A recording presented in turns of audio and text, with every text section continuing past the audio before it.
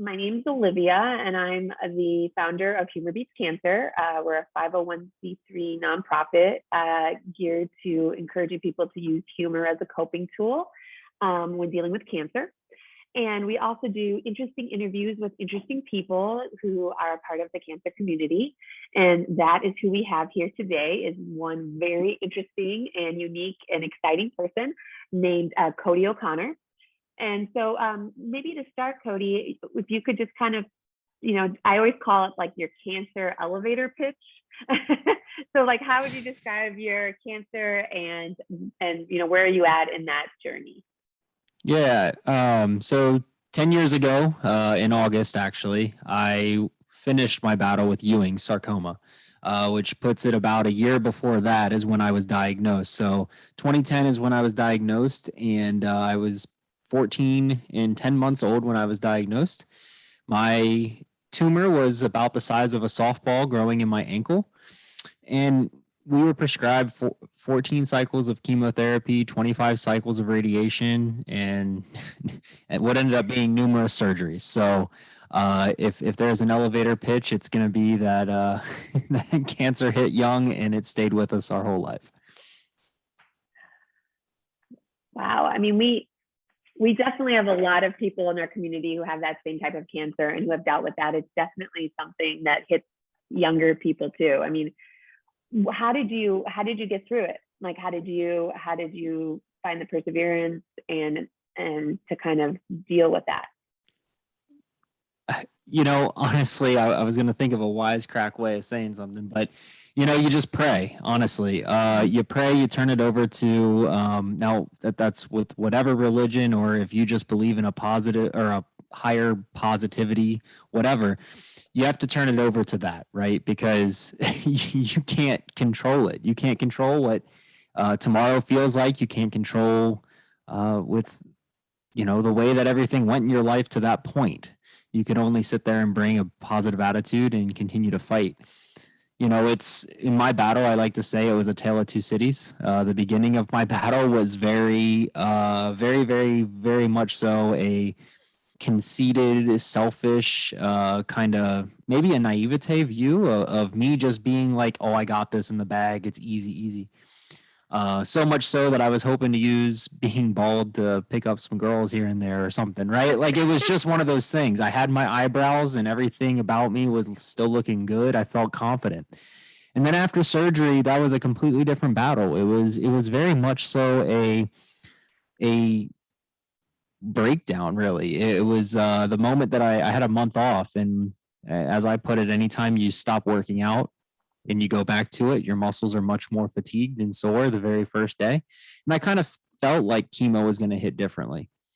And when it did, my whole face was sore waking up after my first cycle, and walked to the bathroom and I go to itch my eyebrows and they're falling out. And it was in that moment where I had a different battle. I didn't know who was looking back at me in the mirror in my bathroom. And I was very much so distraught and broken down. And I prayed. So when you ask how I got through this, what did I do? I prayed. You gotta continue to turn things over and put your best foot forward. Yeah, I mean, we often talk about how the loss of hair often becomes something that really crystallizes that you have cancer, and that if you've been able to keep moving, that seems to be what kind of is that reminder that you are sick, and it's such a hard hill to climb too. And we've shared so many blog posts and stories about it because it's just so hard. And so thank you for sharing that. I mean, because I remember feeling that way too. Like it just, yeah, I have cancer, it's no big deal. And then all of a sudden you start losing your hair and you're like, oh gosh, or you even think like, maybe it's not going to happen to me. Maybe I'm going to be the first person who's never going to lose their hair. And that's true. Like I was so surprised, and so were the doctors when my eyebrows stayed. That was, hanging in there for probably, had we never stopped treatment for surgery, they probably still would have been there, and that was surprising. But even as a guy, and I can't imagine what it is to be, a woman going through that. I mean, especially, because as a guy, like if you have short hair or this or that, it is what it is, right? You like bald or whatever, you're just a bald guy then, you know. But coming to terms with that idea, even at like I said, from a guy's perspective, it was still hard because you don't foresee yourself at 15 years old as a bald guy. So Yeah. No, you just don't. You don't see that. Nobody plans that out as a 15-year-old to be like, no. this is going to be fun. It's going to be amazing. And so, yeah. So tell us what you're doing now. So tell us because you've got quite the adventure that you're thinking about doing, so tell us a little bit about what you're up to now. Yeah, I'm a real life hobbit. So gosh, I'm really showing my literary nerdyisms. At any rate, so at the conclusion of my battle, I was told that I would never walk normally again, amongst many other things, but that being a prime idea. And you can call me stubborn, or you can call me just willing to try to, not be told no. We through faith and hard work, we were able to overcome and beat those odds. Seeing what we went throughout all of my cancer battle, I saw my parent, my mother faced divorce. We faced eviction. We faced bankruptcy. Wondered where food was coming from. Things of that nature. I started a nonprofit to try to ensure that no child that we help in their family ever goes through the same thing. So I started Champions to Overcome, which strives to pay for all the cost of living bills for any family battling pediatric cancer for the duration of the battle, as well as send like the parents on date nights and things of that nature to really build up the whole family unit, ensuring no child is left to fight by themselves and to remove that financial burden from life. Well, we were doing normal fundraising and all of that, and we started doing a couple unique ideas, and I was like, well, let's do this walk, because I was trying to inspire some people that were fighting in my area and that I knew, and some reached out after the fact of this small walk that I did without my brace. They reached out that I had no idea, saying, oh, this inspired them. And I was like, well, if this inspired our local community doing little physical challenges and me just kind of going out there and putting my body, at risk every day in a sense, or training or whatever, just showing that to these cancer patients, I was like, can we do that nationally? And so we are walking from from Times Square to Santa Monica, not the other way around. And we have made it about 790 miles so far. So we are trekking and nearing Louisville each and every day. It is getting more and more near. And then after that, it would be St. Louis, Kansas City, Denver, and then Vegas, LA. So.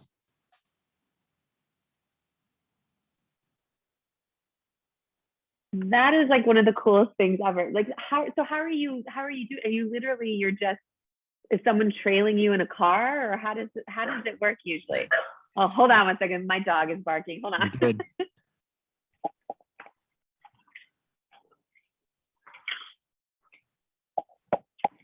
All right, I'm back. Yeah, so that's the logistics are what everybody always wants to wants to dive into. I mean, unfortunately I'm not supposed to be able to do this anyway. So doing it by myself was not an option. Throwing a backpack on and just going, that just wasn't an option. Even though mentally I would love to do that. I think that sounds very exhilarating and fun. So I do have a small crew with me. We're a team of 3. I have 2 people on the road. One's managing social media and kind of helping us in that regard. And then the other is helping plan and edit some videos and really take the whole route planning and all of that all on. So he's more of the crew chief. And we pin our location at the end of every day. We go back to it in the morning, and he will basically drive ahead or pace behind me. We've done the tail thing a couple times and have made a lot of people mad. But it's safety is a huge priority with this. I'm not a Superman, so not only being not able to do that or supposed to be able to do this, I don't like necessarily going in front of semis and all this other stuff. So we have done that a few times, but it's a whole game of like drive ahead and then let me catch you and then I walk ahead and then they catch me, so it's a back and forth type of thing for sure. Geez, that is crazy, but exciting too. Has anything surprised you on the journey that you didn't think about, or like, has there been anything that's like stood out in your mind as like some sort of moment that you really didn't think was going to happen that really has meant something to you? Honestly, I mean, so in a sense, we're 60 something days into this. Really in my head, we're still only at like day 53, just because we took about 10 days off to kind of recover. I think the speed of which we've gotten out to other patients fighting, I think has really surprised me. We've had messages from parents saying their children are watching us, messages from people fighting, saying that they're watching us and looking to, in a sense, me and my team for motivation in their own battles. And that's motivation all in the world for myself to keep taking another step, literally. And it's completely one of those things where I thought maybe once we hit halfway across the country, people may start hearing and they may have a little traction, but it's taken off a little bit quicker than I thought. It's still a long way to go, and we're not near as in the community as I would say as I would like to be yet. We've had great success here the past 20 days being in the community, and I'm really looking forward to that same model going forward. And yeah, that's our goal, is build community and help these kids and families. So, Geez, it's amazing. I mean, God, it's so amazing. So, I can't help but ask about humor, given what we do. And so, kind of two questions on humor. One is, how did you use humor when you were dealing with cancer? And then have you used humor in any way on this journey? well, I'm a stand-up comedian, if you can't tell. So I'm completely no. um, let's see, humor. I mean, jokes get everybody through life, right? So whatever you're going through in life, it's if you can laugh through it or laugh about it at the end, then you made it, and it's something to kind of own, right? My buddy and I, we oftentimes joke about my cancer battle, just because it's like it's mine to own, and and there's honestly some things when you look back at it where, if you're complaining about this, that, or whatever, don't get me wrong, chemo sucks, it's horrible, but at the end of the day, it's also like, since you've been there, done that, it's nice to look back and at least smile over what you've seen, right? Mm-hmm. And humor, though, I couldn't laugh at the other guys when I was in the hospital. I love that movie now, so it is absolutely necessary. And yeah, humor gets you through. Mm-hmm. It does. It really does. I mean, it's just, I don't know. It's what we kind of prescribe is using it as a coping tool to deal with cancer. And I mean, it doesn't cure cancer, but it definitely can be a tool. Right. And I think everybody that goes through, whether it's cancer or other traumatic illnesses or experiences, that humor I mean, yes, it may be dark to some others. Like, people look at you like, yeah. You just cracked that joke. Yeah. But it is a sense of getting through. It is a sense of dealing with the still mental trauma that may have been left, or physical trauma that you don't like to necessarily always allude that actually still exists. And humor, it brings us all together. Mm-hmm. Now, if we wanted to follow your journey, or if we wanted to kind of keep up on what you're doing, what's the best way to do that? Currently, that's Instagram. So Overcomer Team on Instagram is currently the best way. We hope here in the next month to have YouTube fully up, the TikTok platform as well as maybe a Twitch platform to do live streams every week is what we were trying to do. So there could be a lot of stuff to come in the future, but Instagram Overcomer Team is going to be the best way to stay up to date. Okay. And then I noticed that you have a few influencers who are kind of helping get the word out, a lot of Bachelor people. And so is there like a connection to that, or that just happened that way? I just kind of happened, honestly. Everybody says, you're, what is it, 7 degrees of separation or 6 degrees, 10 degrees, however many degrees you want, where one door opens, there can always be another that's cracked open in my mind. So through talking and networking, I was able to meet one, and then that kind of opened up a realm of possibilities amongst a couple others, and it just kind of went from there. And every single person that I've met and that it's involved is absolutely amazing, and I can't thank them enough. That's awesome. Were people, when you told your friends and family that you were going to do this, how did they react to it? What was their initial reaction when you said that this was your plan? Most of them were, they know if I say it, I'm going to try to do it. So I mean, there wasn't so much a no, you're not, because they can't, if I am making a statement of it, then they kind of learned in my life, like I'm kind of my own mind in that realm, and I'm going to have to fail myself. Right.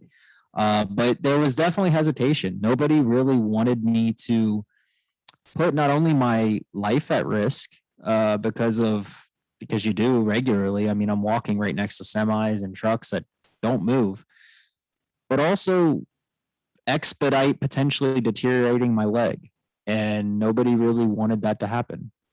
Can't say that I fully did, but I can say that if by the end of this, if I can't walk and I've been able to inspire kids and other people alike to keep on fighting or to chase a dream that they have, then it was 100% worth it. Well, you're definitely a special person, Cody. This is amazing. And I mean, I feel like there are people in this world who put themselves out there to try to help others that is unique and special and wonderful. So really what you're doing is, I really hope that it draws attention to pediatric cancer and raises money for your nonprofit to help others pay bills during cancer treatment. What any advice that you have for others maybe going through the type of cancer that you're going through or that you went through, or any cancer really? Any advice you have for young people who maybe are facing cancer?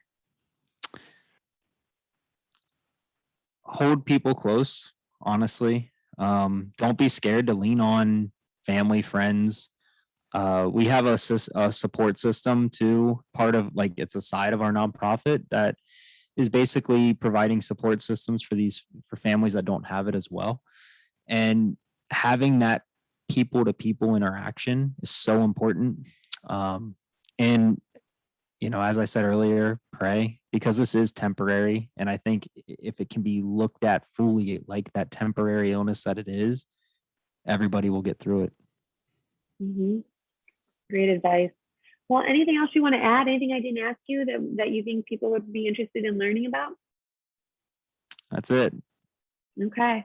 Well, we're going to be watching you, and we'll make sure to share some of your posts too, to kind of keep an eye on how you're doing. And we'll be cheering for you for sure. And we really appreciate you reaching out and sharing this with us, because it's amazing what you're doing. So thank you so much. Thank you so much for being willing to help, and looking forward to staying connected. Same here. So thank you.